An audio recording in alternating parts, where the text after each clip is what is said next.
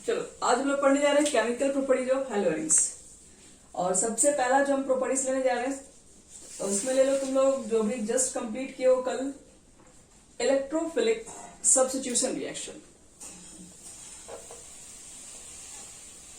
Electrophilic substitution reaction.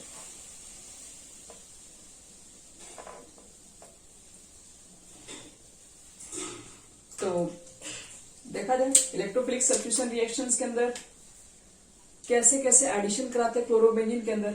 जैसे सबसे पहले आता है हैलोजिनेशंस, फिर आप लोग पढ़ेंगे नाइट्रेशंस, सल्फोनेशन, एल्काइलेशन, एसाइलेशन, ये टोटल आता है। तो सब में क्या होता है, अटैकिंग एजेंट होता है, किसी में NO2 प्लस है, मतलब इलेक्ट्रोफाइल वगैरह होता है। अब इलेक्ट्रोफाइल को अटैक कहाँ पे कराएंगे बेंजीन के अंदर, तो जहां पर बेंजीन नहीं क्लोरोबेंजीन ब्रोमोबेंजीन के अंदर। तो हम लोग को सबसे पहले तो बच्चों लोग ये मालूम करना पड़ेगा कि किस पोजीशन पर इलेक्ट्रॉन डेंसिटी ज्यादा और कहां पर इलेक्ट्रॉन डेंसिटी कम है। ये चीजें जब तक क्लियर होगा नहीं तब तक यहाँ पर कोई इलेक्ट्रोफिलिक सब्स्टिट्यूशन नहीं समझ में आएगा। एक काम करते हैं, ये हम क्लोरोबेंजीन रखते हैं। क्लोरोबेंजीन के पास क्या होता है, देखिए ये क्लोरीन के पास बहुत सारे लोन पेयर होते हैं। तो लोन पेयर को इतना सारा रखा है तो इसका जिस दिन मन कर गया लोन पेयर को रख देगा यहाँ पे, क्या फर्क पड़ता है उसको। अपने स्टेबिलिटी को बढ़ाने के लिए घूम फिर के कुछ ना कुछ मॉलिक्यूल्स काम कर रहे होते हैं। तो ये लोन पेयर को बच्चे लोग यहाँ पे रख दिया जाएगा। तो इस क्लोरीन के पास क्या होगा, अब लोन पेयर को यहाँ शेयर कर लिया तो क्लोरीन के ऊपर आ जाएगा पॉजिटिव चार्ज। अब ये लोन पेयर को यहाँ पे रख देगा तो अब ये कार्बन का देखो बैलेंसिंग तो 5 हो जाएगा। इस कार्बन को अपना बॉन्ड तो तोड़ना ही पड़ेगा। तो ये बॉन्ड तोड़ लेगा, इसके दो इलेक्ट्रॉन है, ये इसके पास पहुंच जाएंगे। फिर से वही बात, 2 इलेक्ट्रॉन ज्यादा दिन तक लेकर हाथ पे तो रख नहीं सकता है, फिर हटा के रखेगा इधर बगल में ही। फिर इस कार्बन को होगा तकलीफ, फिर ये कार्बन अपना 2 इलेक्ट्रॉन लेके आ जाएगा एकदम नीचे में।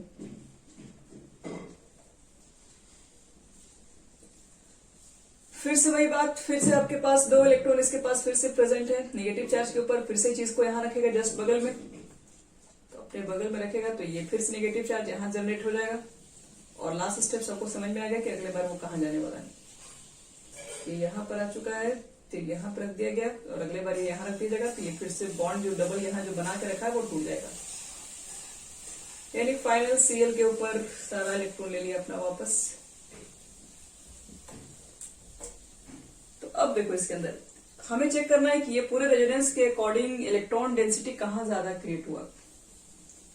फिर से वही पोजीशन दिख रहा है, एक ऑर्थो पे दिख रहा है और एक पैरा पे। ऑर्थो पे मतलब ऑर्थो एंड पैरा, मतलब आपके पास ये जो इलेक्ट्रोफिलिक होगा हैलोबेंजीन का वो ortho and para directing group होगा।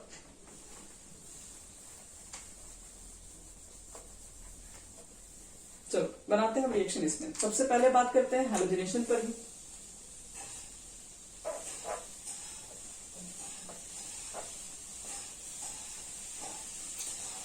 हैलोजिनेशन में किसको लेते हैं, हैलोजिनेशन में आप ले लीजिए क्लोरीन को ही ले लो। तुम्हारे पास ऑलरेडी क्लोरोबेंजीन है और तुमने रिएक्शन करा दिया अभी क्लोरीन के साथ, ठीक है। लेकिन इलेक्ट्रोफाइल जनरेट करने के लिए हमें डालना पड़ता है एनहाइड्रस AlCl3। FeCl3 कुछ भी हो सकता है, ध्यान रखिएगा। तो यहाँ पर ये क्या होता है, Cl प्लस के फॉर्म में जनरेट होगा और Cl प्लस कहां से अटैक करेगा, जहां पर इलेक्ट्रोफाइल, जहां पर न्यूक्लियोफाइल ज्यादा है। तो ऑर्थो और पैरा पे हमको मिला था, तो आपका एक पोजीशन तो ऑर्थो पे रहेगा, एक Cl तो ऑर्थो पर जाएगा बच्चे लोग, और जो दूसरा Cl जो दिख रहा है वो जाने वाला है पैरा पर। तो 2 प्रोडक्ट बनेगा। तो क्या आपको आइडिया है कि इसके अंदर कुछ मेजर कुछ माइनर भी हो सकता है। मेजर कौन सा होगा,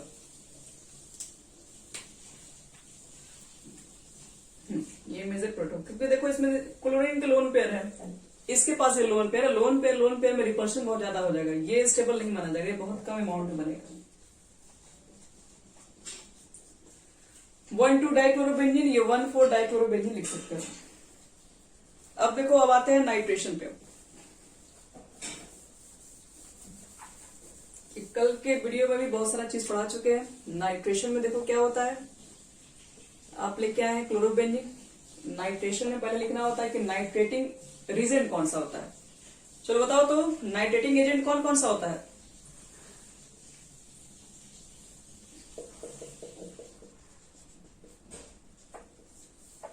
कॉन्क,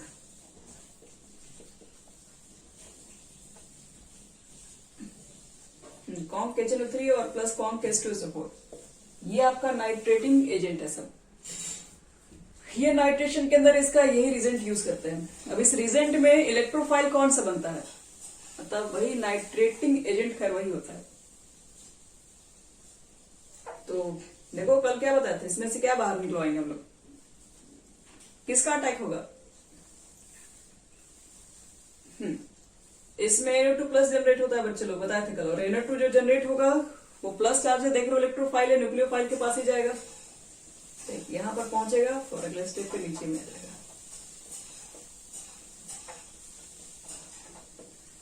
फिर से वही बात, मेजर और माइनर अगल बगल नजदीक रहेगा तो प्रॉब्लम क्रिएट करेगा, जितना दूर रहे उतना बढ़िया रहेगा। फिर देखो इसके बाद आता है सल्फोनेशन।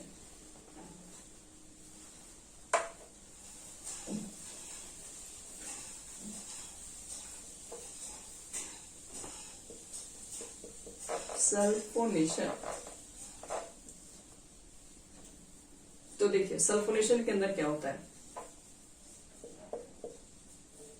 ऐसे तो क्लोरीन आपके पास होगा, सल्फोनेशन में कहा जाता है कि आपके पास कॉन्क H2SO4 और SO3 को मिक्स किया जाता है, जिसको हम लोग ओलियम भी बोलते हैं, H2S2O7। और देखो कोई जरूरी नहीं कि आपके पास ये रिएक्शन में दिया जाए ये दोनों लिख के, नहीं, कभी कभी आपके पास डायरेक्ट ही कॉन्क H2SO4 लिखा हुआ मिल सकता है और बगल में हिट भी। तो इसका मतलब ये नहीं कि उसके अंदर SO3 नहीं है, SO3 उसके अंदर रहता है। आप जब पढ़ोगे बाय कांटेक्ट प्रोसेस से सल्फ्यूरिक एसिड का प्रिपरेशन, तो आपको समझ में आएगा कि उसमें SO3 जो रहता है वो एसिड के अंदर ही डिजॉल्व फॉर्म में रहता है। तो इसलिए हम लोग इसको चाहेंगे तो सेपरेट भी दिखा सकते हैं, अगर ऐसे भी लिखेगा तो वो भी सल्फोनेशन ही है, SO3 इसके अंदर प्रेजेंट ही रहता है, डिजॉल्व रहता है, इसलिए हम लोग उसको सेपरेट लिखने की भी जरूरत नहीं है। देखो कि बुक में ज्यादातर इसी तरह से लिख के छोड़ देता है। अगर ऐसे भी लिख दिया तो कुछ नया नहीं है, आप समझिए कि वही चीज है, ओलियम भी लिख देगा तो वही चीज है। क्या बनेगा, तो आप बताओ कि सल्फोनेशन के अंदर कौन सा अटैकिंग रिजेंट होता है। SO3, लेकिन SO3 कंपाउंड में नहीं बनता है, फॉर्म क्या होता है, SO3 और H भी आता है।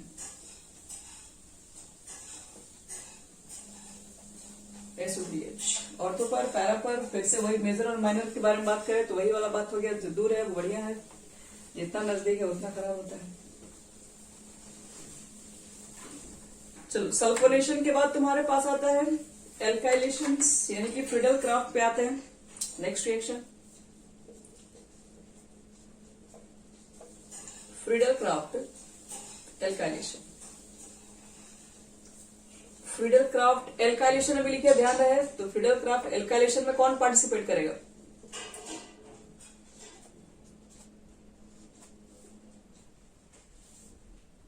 एल्काइल हैलाइड, और किसके प्रेजेंस में रहता ये है,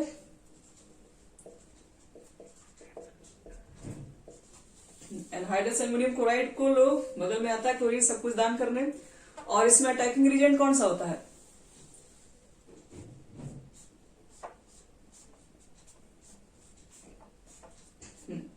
CH3 प्लस। CH3 प्लस घुमा दो, ऑर्थो पे जा सकता है या जा सकता है पैरा के ऊपर। फिर से वही बात, मेजर माइनर,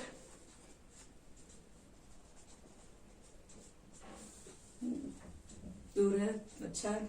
एसाइलेशन पर आ जाओ, ये एल्काइलेशन हो गया, फिर एसाइलेशन में रिएक्शन इसके अंदर आएगा।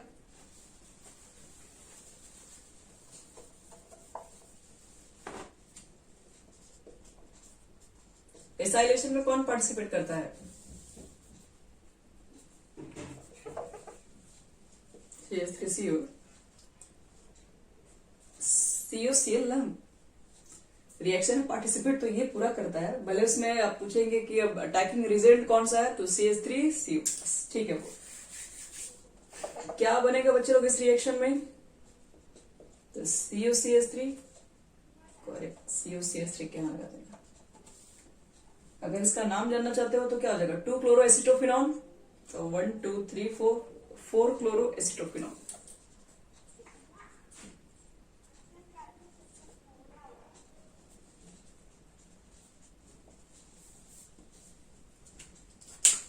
इसके अंदर अभी और भी रिएक्शन है,